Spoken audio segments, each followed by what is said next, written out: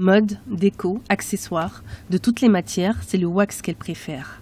Un tour dans les allées du 6e salon Boucle d'Ébène, qui s'est tenu à Paris, permet de constater l'engouement pour ce tissu en coton. Évidemment, le wax n'est pas africain, mais cette importation des colons néerlandais est devenue africaine, à travers les femmes et les créateurs qui ont adopté ces motifs riches et colorés. À Boucle d'Ébène, en fait, nos 10 ans. Pour nous, c'est une grande histoire parce que Boucle d'Ébène, lorsqu'on a commencé à faire des salons, ça a été les premiers à nous accueillir. Chaque année, maintenant, on les suit, tous les 2 ans, on les suit. Pour moi, le salon Boucle d'Ébène représente le retour aux sources, quelque chose de très cohérent et un message fort et politique derrière.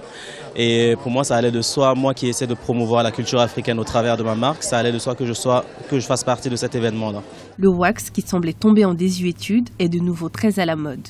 Sur le continent africain, en Europe ou en Amérique, et le business qui va avec se développe aussi. Pas un salon, pas un défilé, pas une foire, sans ses stands et ses créations dédiées au désormais célèbre tissu. Le salon Boucle d'Ébène, c'est l'opportunité pour nous de rencontrer des clientes, des anciennes clientes, des nouvelles du coup, de présenter du coup le concept Africrea qui réunit en fait en ligne tous les créateurs de mode, art et artisanat inspirés par l'Afrique.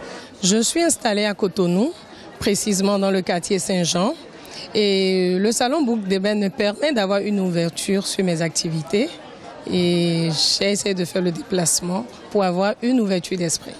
Et le public en redemande. Dans ce marché très concurrentiel, ce sont de nombreuses marques qui se sont créées.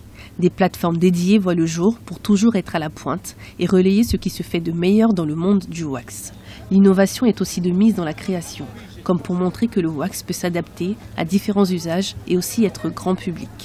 Pour moi, c'est un événement afro qui rassemble, qui met en lumière les créateurs de la communauté africaine.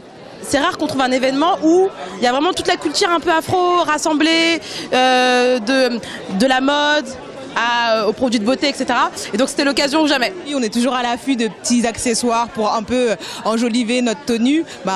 C'était l'occasion ou jamais. Et là, franchement, c'est un peu de la folie parce qu'il y a plein de couleurs qui m'interpellent et on ne sait pas trop où donner de la tête. Le wax trace donc sa route pour le plus grand bonheur de tous les amoureux de cette étoffe qui semble faire du bien.